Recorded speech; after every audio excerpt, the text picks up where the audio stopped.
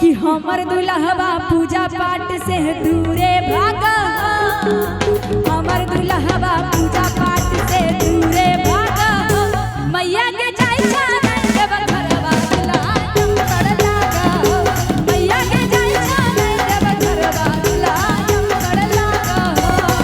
अरे हमर दुल्हवा पूजा पाठ से दूरे भागा, हमर दुल्हवा पूजा पाठ से दूरे भागा।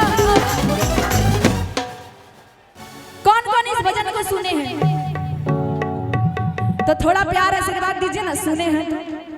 आप लोग का प्यार आशीर्वाद से ये भजन झारखंड, बिहार नहीं, बंगाल, वर्धमान में भी बजता है। जब दुर्गा मैया की विसर्जन हुई तो वहां मेरा भजन बज रहा था, भैया ने वीडियो कॉल करके दिखाया। तो ये आप लोग का आशीर्वाद है। हम कलाकार कुछ नहीं है, आप लोग हैं तब हम लोग। ज्यादा ठंडा लग रहा है चाची, सब एकदम कंबलवा ले लेके चलाए हैं, थपड़ी उपड़ी कुछ नहीं बजाते हैं, हाँ खाली हंसते हैं और टुक टुक देखते हैं। एक बार जिसको अच्छा, आप लोग को अच्छा पति मिला है, किस किस को जरा हाथ उठा के बताइए। वाह, सबको बढ़िया पति मिला है। राम नियर पति केकरा केकरा मिलनो और रावण नियर केकरा केकरा मिलनो? आगे मैं एगो हाथ उठा दी थी भाई, काई की ध्यान इधर रहबे नहीं करता, सोची कि 2 बार राम बोली, रावणों में हाथ उठा था। अच्छा, लेकिन देखिए आप लोग को पति नहीं मिले क्या? हाथ में नहीं उठा रहे जी, दीदी बोल रही है। हाँ कैसे हो? देखिए नई की बहुरी आगे बैठी है, हाँ नई की भौजी बैठी है। लेकिन देखिए हमारा दुख सुनिए कि हमर दुल्हवा पूजा पाठ से दूरे भागा, हमर दुल्हवा पूजा पाठ से दूरे भागा, मैया के जाई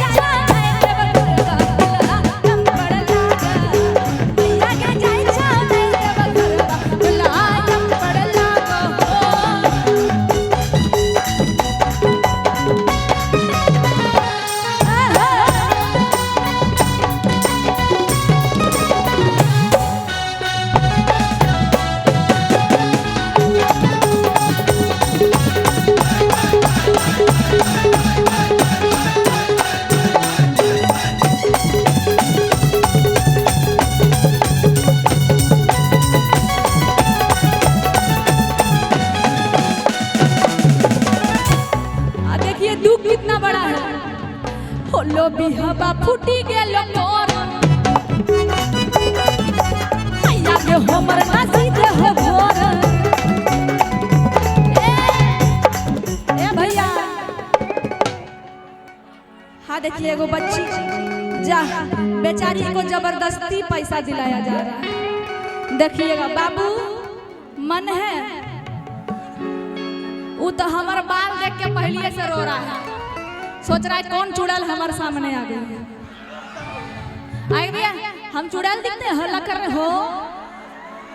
हाँ माना चुड़ैल जैसा बाल है पर दिल के अच्छे हैं। अच्छा, हमारा दुख सुन रहे हैं कि खाली हल्ला कर रहे हैं? आप लोग सुन रहे हैं? जरा ध्यान से सुनिए कि होलो बिहबा फूटी गेलो कोर, अरे मैया गे हमर नासी दे हो धोर, अरे कलियो कांवरिया लावेला मैया हम चमकावे, अरे कलियो गेरुआ साड़ी लावेला मैया चमकावे। आप जरा दुख में डांस कीजिए, तो थोड़ा दुख में डांस कीजिए, हाँ तनी को डांस कर लीजिए। हाँ अब कहेंगे कि होलो बिहबा फूटी गेलो मैया के हमर नाची दे हो भोर, कलियो कांवरिया लावेला मैया हम चमकावे, कलियो गेरुआ साड़ी लावेला मैया हम चमकावे, मैया के जाई छाई देव घरवा लायम बड़ लागा हो, मैया के जाई छाई देव घरवा लायम बड़ लागा हो।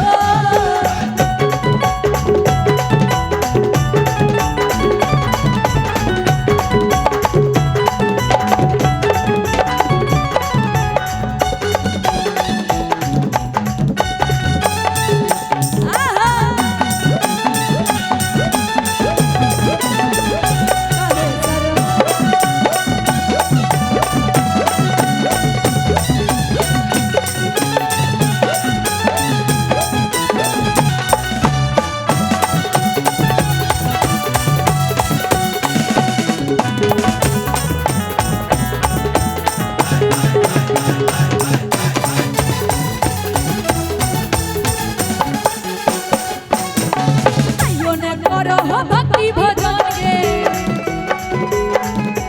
अपने उमंग में रह छो मगन गे आइयो ने करो हो भक्ति भजन गे अपने उमंग में रह छो मगन सुनेंगे मैया पल्लवी के बतिया कबो न मानो हो फोन में पे देखे दिन भर लागल रहो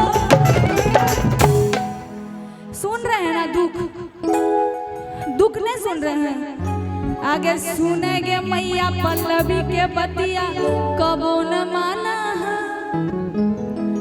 आप लोग के पति ऐसे हैं क्या जो फोन पे लगे रहते हैं आप कुछ भी बोलो नहीं सुनते हैं आपके हैं उनका फोन में जो है ना नुका के डिब्बा में दीजिएगा बंद कर और उसमें ताला लगा दीजिएगा हाँ ना रहेगा पास ना बजेगा हाँ हम नुका दीजिएगा डिब्बा में फोन ठीक है आप फिर दे दीजिएगा नहीं तो काम काज कैसे चलेगा है कि नहीं दे दीजिएगा लेकिन देखिए यही दुख है हमारा भी कि सुनेंगे मैया पल्लवी के बतिया कबो न माना मन में पे देखे रहूं में आशिक लागल रहो मैया के जाई